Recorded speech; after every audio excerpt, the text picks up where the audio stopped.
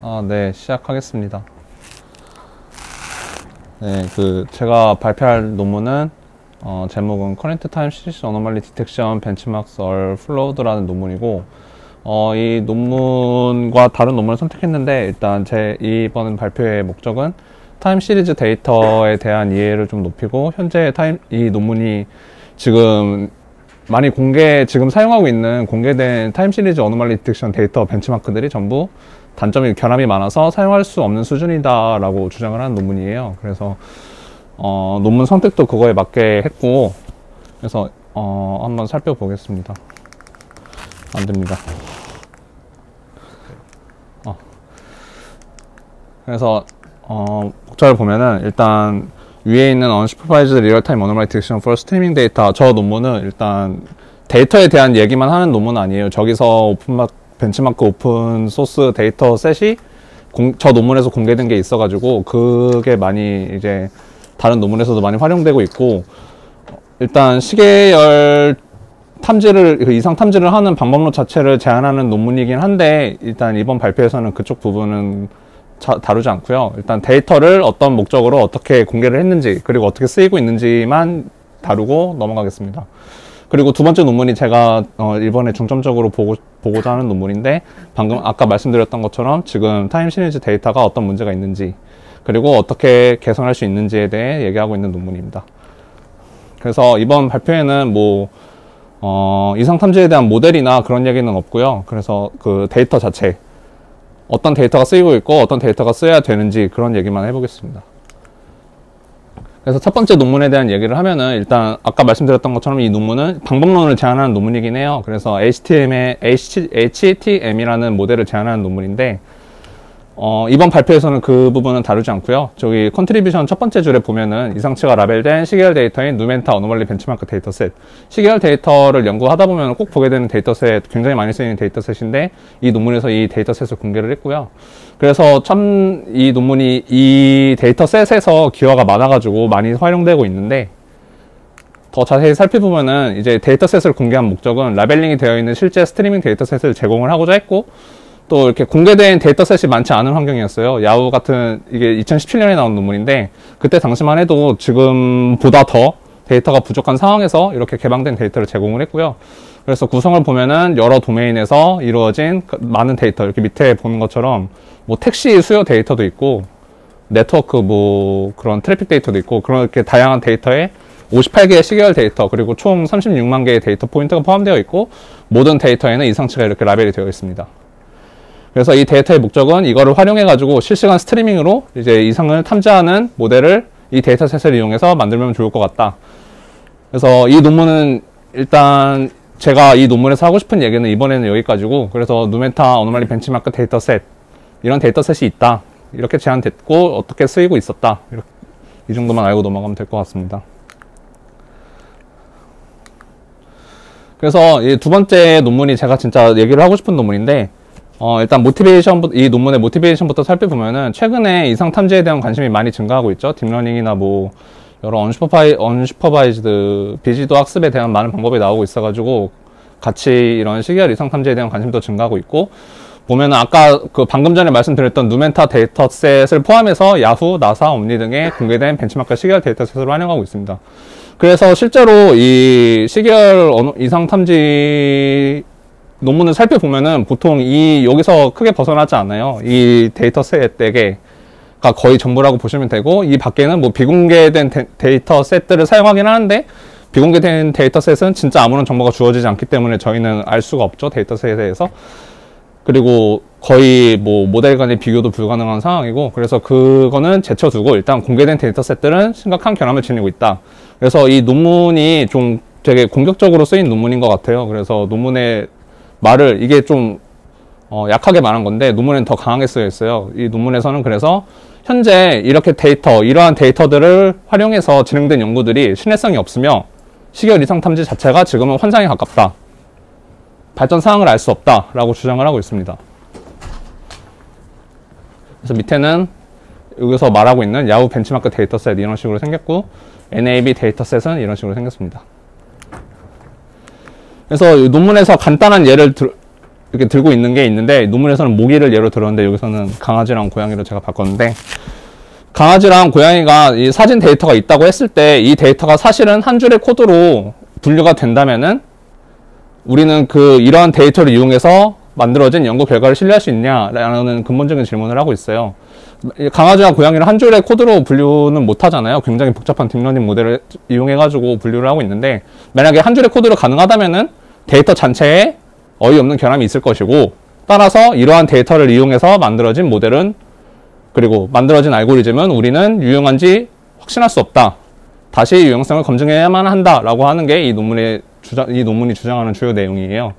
그래서 반드시 이런 데이터셋을 사용한다고 해서 반드시 아무런 기여가 없다고 하지는 않겠지만, 다른 데이터에 시험해 볼 필요는 있다. 그러한 주장은 충분히 할 수 있다라고 얘기를 하고 있습니다. 그래서 일단 정확히 그래서 어떤 단점이 있는 거냐, 지금 벤치마크 데이터셋에 어떤 문제가 있어서 이런 얘기를 하는 거냐를 살펴보면은, 일단 연구 대상은 아까 말씀드렸던 것처럼 지금 공개된 이 벤치마크 데이터셋들이고, 비공개 데이터셋은 다루지 않습니다. 그래서 공개된 데이터셋에 잘 적용되었다는 것이 쓰여진 논문을 보면은 우리는 야후 데이터에 했더니 성능이 좋았다, 누멘타에 했더니 성능이 좋았다, 이런 식으로 얘기를 하고 있죠. 누멘타에 했더니 성능이 좋기 때문에 우리 알고리즘이 유용하다라고 얘기를 하고 있는데, 이 공개된 데이터셋에 적용되는 것 자체가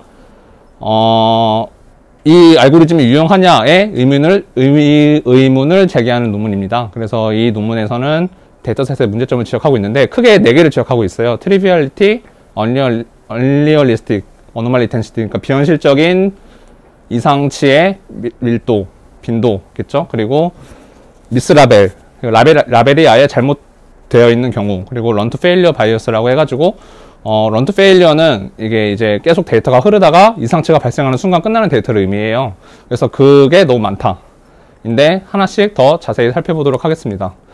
우선 트리비얼리티가 이 논문에서 제안하는 개념이라서 정의부터 할 필요가 있어요. 그래서 일단 사소하다는 뜻인데, 데이터가 너무 간단해가지고 이러한 데이터에서 좋은 성능을 보이는 것이 의미가 없다라고 주장을 하고 있는 거예요. 그래서 논문에서는 이런 식으로 이렇게 정리를 했는데, 매트랩 다들 아시죠? 거기서 기본 라이브러리를 활용해 한 줄의 코드만으로 데이터가 분류가 가능하다면 그 문제는 사소해서 가치가 없다라고 이 논문을 얘기하고 있습니다.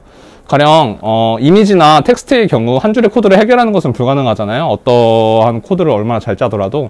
하지만 이렇게 시계열의 경우에는 한 줄의 코드로 해결이 가능한 데이터들이 많은데, 그렇다면 우리가 복잡한 모델을 이용할 필요가 없을까? 그래서 결론부터 말씀드리자면은 없다는 거죠. 그래서 이러한 데이터를 쓰는 건 의미가 없다고 논문은 얘기하고 있는 건데, 보시면은 이게 실제로 아까 말씀드렸던 4가지 데이터 중에 옴니 데이터의 한 데이터예요. 그래서 이렇게 데이터가 있는데, 이 그라운드 트루스 빨간색이 실제 라벨이 되어 있는 이상치고, 여기 밑에가 다 각각의 코드예요. 그래서 이 코드 한 줄만으로도 여기서 이상치를 발견할 수 있다. 또 이 코드, 이렇게 되게 간단한 코드만으로도 이상치를 발견할 수 있는데 우리가 딥러닝 같은 모델을 써야 되냐, 혹은 이러한 데이터를 이용해서 딥러닝의 성능을 검증하는 것이 옳으냐라고 하는 것이 이 논문에서 하고 싶은 얘기예요. 그래서 이러한 주장에 제기할 수 있는 의미점이 좀 있는 것 같아요. 논문에서도 이렇게 직접 먼저 제기하는 의미점인데, 이렇게 한 줄의 코드는 파라미터를 가지고 있다. 즉 여기서 0.1, 0.01, 0.1 같은 상수를 썼잖아요. 그래서 이 파라미터 결국 찾아야 되지 않냐라고 의미를 제기할 수 있는데, 논문에서는 딥러닝 알고리즘도 어차피 파라미터 많지 않냐, 그리고 이러한 결과는 파라미터에 별로 민감하지 않다라고 얘기하고 있습니다. 그리고 문제 선택이 체리픽 되었다. 그러니까 이게 무슨 의미냐면, 지금 이렇게 간단하게 한 줄의 코드로 구분되는 데이터를 취사 선택해서 논문에 지금 보여주고 있는 거 아니냐라고 얘기를 하고 있는데, 논문에서는 이에 대한 반박으로 대부분의 지금 이 벤치마크 데이터의 대부분은 이렇게 한 줄의 코드로 해결하고 싶다라고 얘기를 하고 있습니다.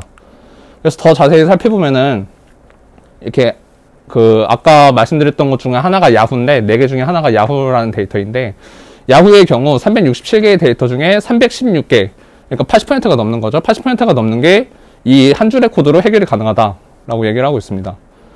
그렇다면은 우리는 이 한 줄의 코드로 해결이 가능한 데이터로 딥러닝 모델을 비교하면서 이게 일반화가 가능한지 아닌지 얘기하는 것이 의미가 있을까라고 의미를 제기할 수 있을 것 같습니다. 네, 첫 번째 오류 사소함에 대해서는 이따가 뒤에서 더 얘기할 것 같고요. 그래서 두 번째로 제기하는 문제점은 unrealistic anomaly density입니다. 이것은 즉 원래 이상치라는 데이터 자체가 말 그대로 이상치이기 때문에 실제 데이터에서는 굉장히 적은 게 정상이에요. 막 거의 몇 주, 몇 달간의 데이터 중에 딱 한 수치만 이상치이거나 그런 경우가 대부분인데, 지금 사용하고 있는 데이터들은 이상치로 라벨된 이렇게 비현실적인 빈도 너무 많다. 뭐 시험 데이터의 반 이상이 이상치인 경우도 있고, 이상치로 라벨된 구역의 개수가 너무 많아가지고 이게 하나의 시계열에 무려 21개의 이상치 구간이 존재하는 경우도 있고, 이상치들이 이렇게 서로 너무 가까운 경우도 있고, 그래서 이로 인해 큰 문제가 발생한다고 하는데, 일단 첫 번째로 시계열 분류와 이상 탐지의 경계를 흐리게 한다라고 문제점을 지적하고 있고, 두 번째로는 평가 지표를 결정하는데 혼동을 주기 쉽다고 하고 있습니다. 예를 들면은 그 논문에서 예로 드는 거는 하나의 시계열에 10개 이상치가 존재할 때 앞에 이상치를 식별하는 것이 더 높게 평가하는 것이 맞지 않냐. 왜냐면은 이렇게 이상이 발생하면은 우리는 이걸 빨리 찾아야 되잖아요. 근데 이렇게 10개 이상치가 있을 경우 현재 평가 지표로는 맨 앞에 이상치를 찾든 맨 뒤에 이상치를 찾든 똑같이 평가를 하고 있기 때문에 이게 현실적인 게 맞냐, 빨리 찾는 게 좋은 것이 아니냐. 그래서 이러한 좀 깊이 들어가면은 이러한 의미도 제기할 수 있습니다. 그래서 논문에서는 결론적으로 하나의 시계열에는 하나의 이상치만 존재하는 것이 이상적이고 우리의 목적에 맞다라고 주장을 하고 있습니다. 세 번째로는 미스 라벨 그라운드 트루스인데, 말 그대로 데이터의 라벨 자체가 잘못되어 있는 경우입니다. 이거는 공개된 많은 데이터셋에, 굳이 시계열이 아니더라도 많은 데이터셋에 좀 많이 존재하는 문제인데, 시계열에도 이런 문제가 존재하겠죠. 그래서 일단 첫 번째로는 애매한 라벨링 문제. 그래서 여기서 보시면은 여기 빨간색으로 표시된 부분이 이상치로 라벨이 되어 있는 부분인데, 여기 A, 그러니까 빨간색 구역에서는 이상치인데 한 칸으로만 옆으로 가도 이제 이상치가 아니라고 라벨이 되어 있는 거죠. 그래서 이 기준 자체가 애매모호해서 알 수 없는 기준, 믿을 수 없다. 그리고 또 오른쪽에 보시면은 이게 지금 여기가 D고 여기가 C인데 라벨 자체는 C에만 이상치라고 되어 있는 거예요. 근데 이게 지금 이 부분과 이 부분을 겹쳐서 그려보면 거의 같은 양상을 보이고 있잖아요. 근데 왜 C만 라벨이 되어 있냐, 왜 D는 이상치가 아니냐, 이거 믿을 수 있는 거 맞냐. 그래서 C는 이상치, D는 정상으로 라벨이 되어 있는데 이러한 라벨 자체가 믿을 수 없다. 그리고 문제는 더 있습니다. 보시면은 이게 E랑 F가 둘 다 이상치로 라벨이 되어 있으나 F가 이상치가 맞는지는 고민할 필요가 있다고 논문을 얘기하고 있습니다. 왜냐면은 여기 F 보시면은 여기도 똑같이 생겼고 여기도 똑같이 생겼어요. 근데 여기만 라벨이 되어 있는데 사실 이거 말고도 많은 변수가 있을 수 있고 우리는 접근할 수 있는 정보가 제한적이기 때문에 이것만 보고서는 알 수 없을 수도 있지만, 우리가 만약에 이상치 알고리즘을 평가한다고 했을 때 무엇을 더 믿을 수 있냐.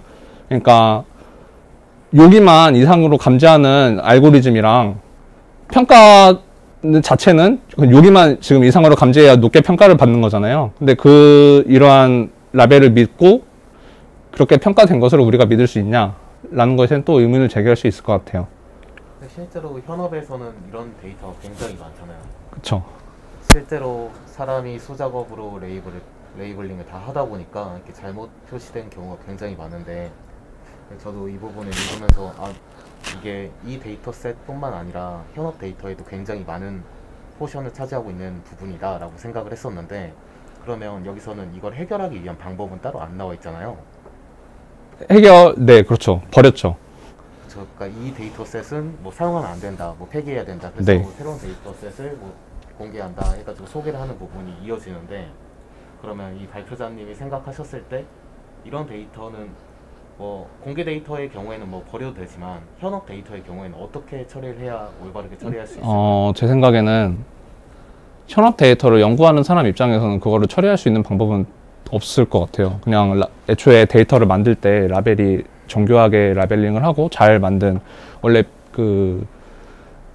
걸비지 인 걸비지 아웃이라는 말이 있잖아요. 쓰레기가 들어가면 쓰레기가 나올 수밖에 없다고. 이렇게 잘못된 라벨이 되어 있는 퀄리티 낮은 데이터는 연구하는 사람 입장에서는 어떻게 할 수 있는 부분이 아니고, 최선은 일단 양질의 데이터가 주어져야 된다. 그래서 이 논문에서도 결국에는 이 오픈소스 데이터는 어떻게 개선할 방법이 없으며, 그래서 우리가 새로 제안한다라고 결국 방향이 흐르잖아요. 실제 연구에서도 마찬가지인 것 같습니다. 저는 그렇게 생각합니다.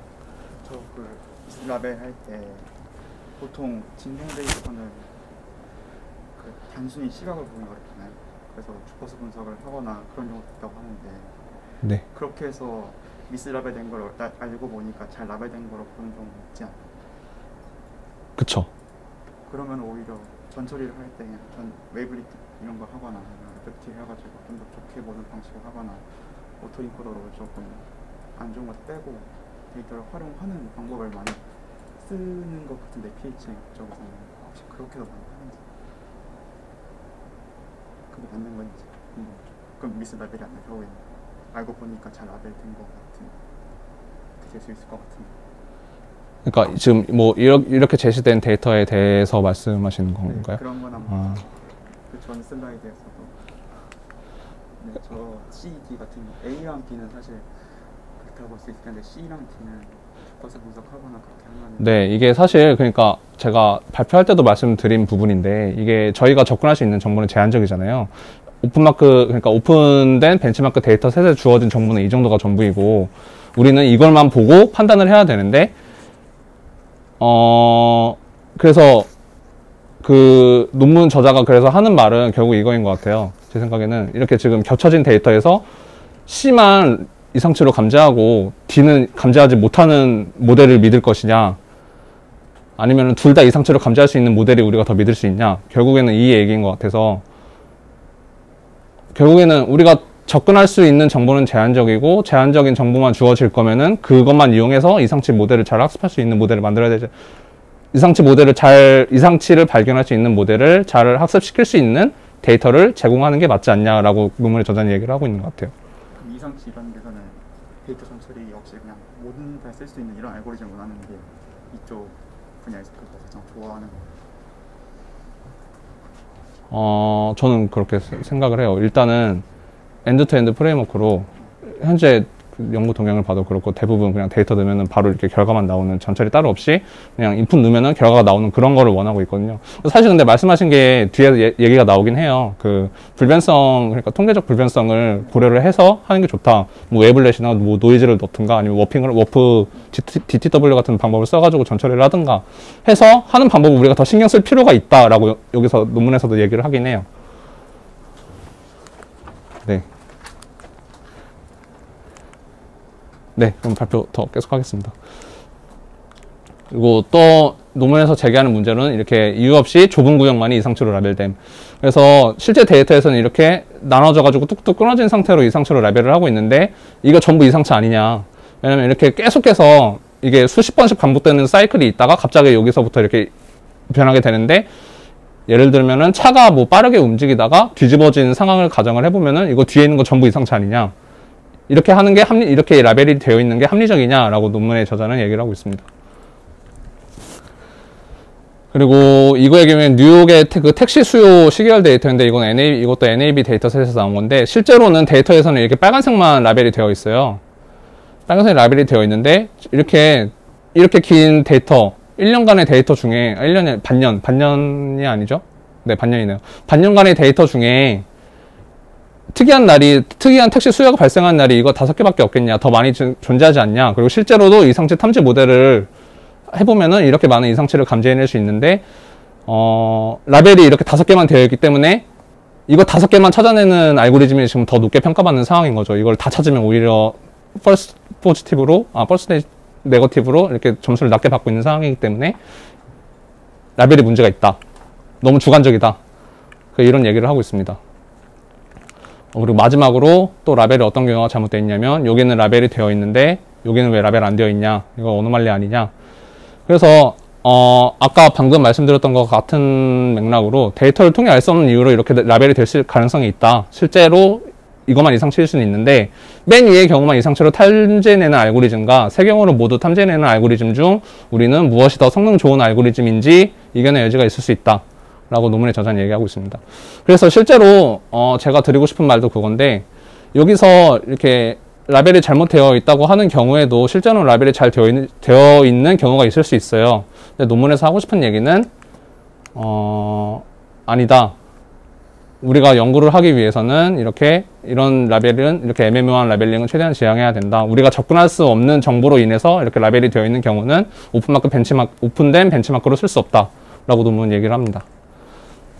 그리고 마지막으로 run to failure bias가 있는데 아까 말씀드렸다시피 이게 끝부분 이제 이상치가 어느 부분에 존재하냐를 이렇게 히스토그램을 나타낸 건데 거의 대부분 이렇게 끝에 몰려 있죠.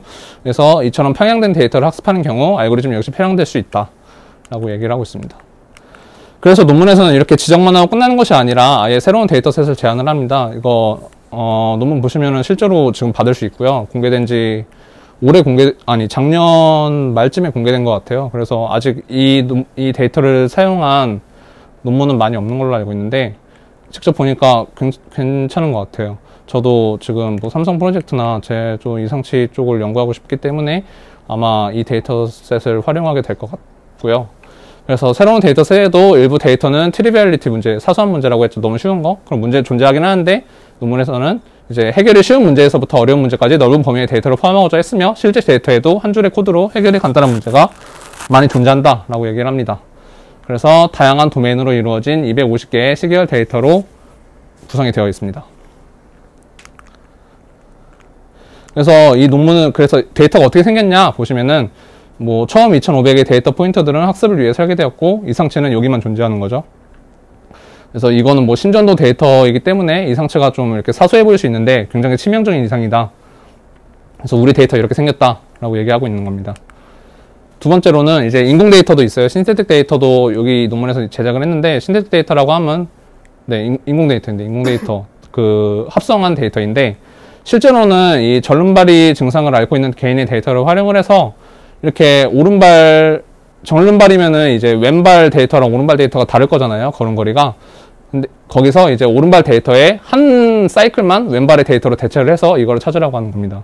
그래서 뭐 보행 중에 한 걸음을 약하게 딛는 경우는 매우 많으므로 이 데이터 자체도 설득력이 있다. 이러한 이상치를 찾는 것이 의미가 있다.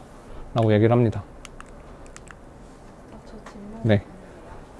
여기 이 방법을 만약 이런 연구실에서는 제조공정 데이터를 사용하는 경우가 많은데 만약에 이 방법을 제조공정 데이터에 사용을 하게 된다면은 저 오리지널 데이터에다가 저렇게 대체를 할 수 있는 데이터는 어떻게 제조공정 데이터에서 찾을 수가 있는지 그게 사실 저희 지금 삼성에서도 좀 필요한 얘기인 것 같은데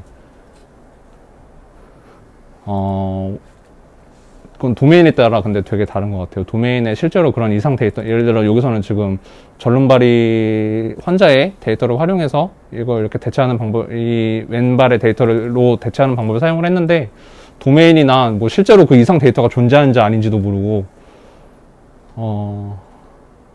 그래서 일단 기존의 연구는 이런 식으로 엄밀하게 되게 설득력 있는 방법을 사용하진 않아요. 그냥 이상치 패턴, 흔히 알려진 이상 패턴, 뭐 뚝 떨어진다든가 뚝 올라가는 거 그냥 이렇게 이어붙이고 이런 식으로 이상 패턴을 만드는 경우가 많은데 사실 저희가 생각해도 그런 거는 좀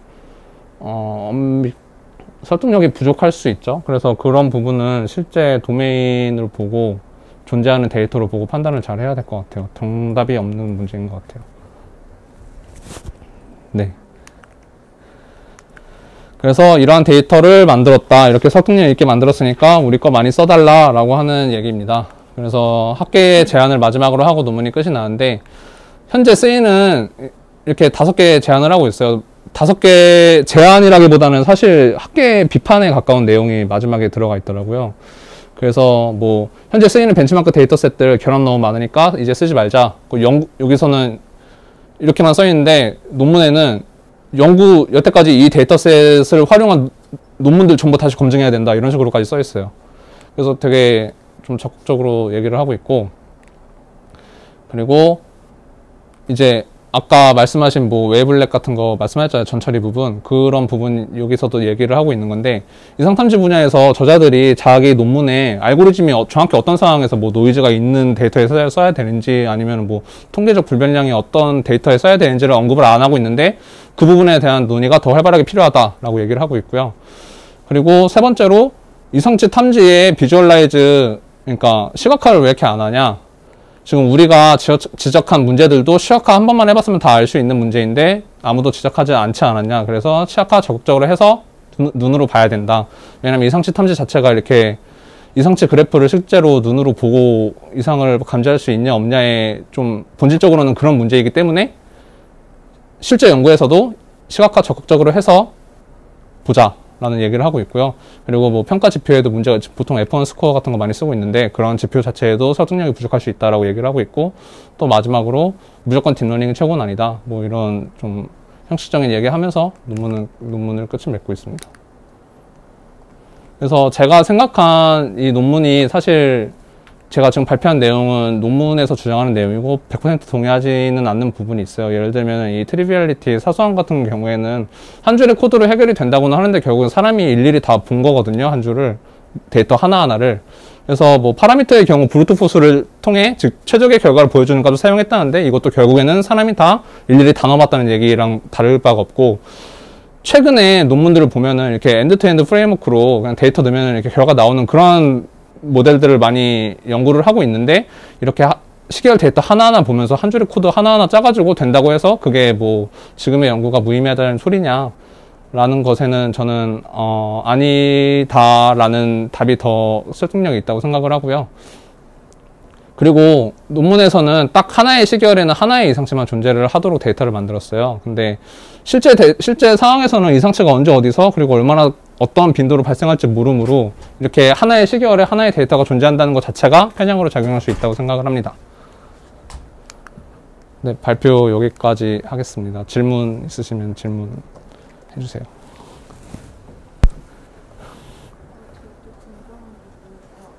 데이터 셋을 새로 만들었잖아요. 그럼 네. 데이터 셋을 만드는 뭐 연구 분야가 또 있는 것 같은데, 그렇게 되면 또 모델의 성능을 비교 평가할 때처럼 그 데이터 셋도 서로 이렇게 비교할 수 있는 그런 수치 같은 스코어가 따로 있는지 궁금해요. 일단 데이터 셋을 평가하는 지표는 제가 알기로는 그런 거 따로 없는 것 같고요.